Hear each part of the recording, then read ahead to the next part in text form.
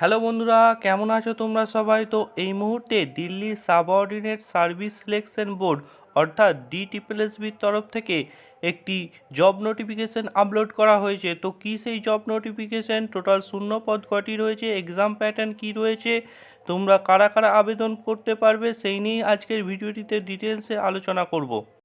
বন্ধুরা, তোমরা শুরুতেই দেখতে পাচ্ছ লেখা রয়েছে government of NCT of Delhi, Delhi subordinate service selection board. এখানে বন্ধুরা শুরুতেই বলা হয়েছে অনলাইন অ্যাপ্লিকেশন 20 মার্চ থেকে শুরু হয়ে গিয়েছে এবং চলবে 18 এপ্রিল পর্যন্ত। এখানে তোমাদের দুই ধরনের পোস্টে নিয়োগ করা হবে, একটা হচ্ছে প্রসেসর সার্ভার আর একটা হচ্ছে পিওন, অর্ডারলি অথবা ডাক পিওন।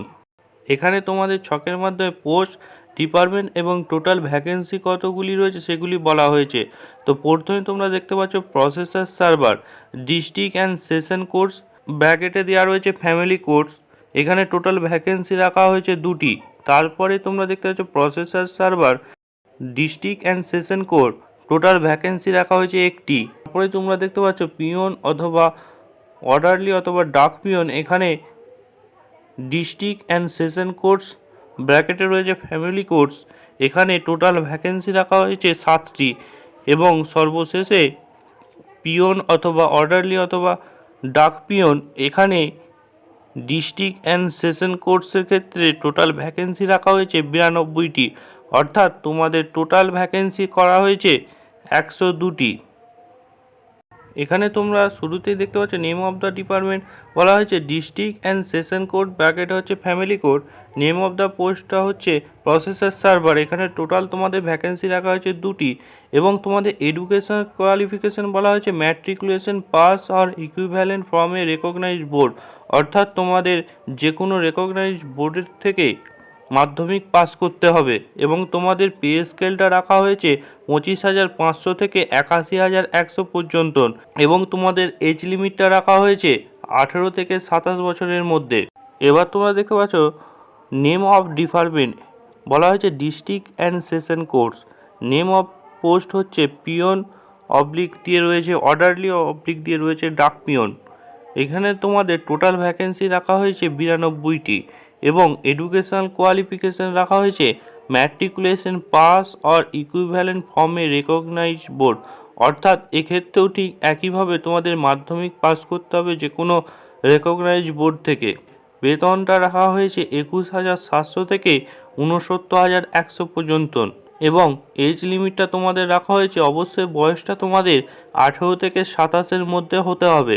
এবং তোমরা যারা অনলাইনে অ্যাপ্লিকেশন করতে চাও অবশ্যই https://dssbonline.nic.in এই ওয়েবসাইটটিতে এসে তোমরা আবেদন করতে পারবে। তোমরা যারা অ্যাপ্লিকেশন করতে চাও তোমাদের জন্য অ্যাপ্লিকেশন ফিস রাখা হয়েছে 100 টাকা। এবং তোমরা যারা ওমেন ক্যান্ডিডেট, SC ST এবং PWD এবং এক্স সার্ভিসম্যান ক্যাটাগরি থেকে বিলং করো তাদের জন্য কোনো ফিস লাগবে না। এখানে তোমরা দেখতে পাচ্ছ পিওন পোস্টের ক্ষেত্রে তোমাদের 2টি ধাপে নিয়োগ হবে। প্রথমে তোমাদের অবজেক্টিভ টেস্ট হবে, তারপর তোমাদের ইন্টারভিউ হবে। সাবজেক্টটা থাকছে ইংলিশ, হিন্দি, জেনারেল নলেজ আর অ্যারিথমেটিক।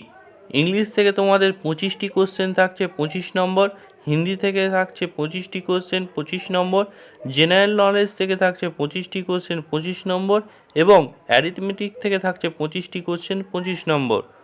অর্থাৎ তোমাদের টোটাল 100 নম্বরের পরীক্ষা হবে।